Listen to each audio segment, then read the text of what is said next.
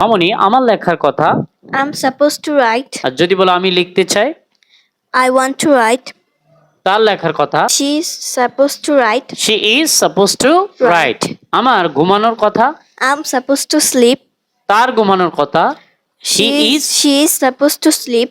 He is supposed to sleep. আর যদি বলো আমার ঘুমানোর কথা ছিল, I was supposed to sleep. তোমার ঘুমানোর কথা ছিল, You were supposed to sleep. You were supposed to sleep. আর যদি বলো আমাকে যেতেই হবে, I have to go.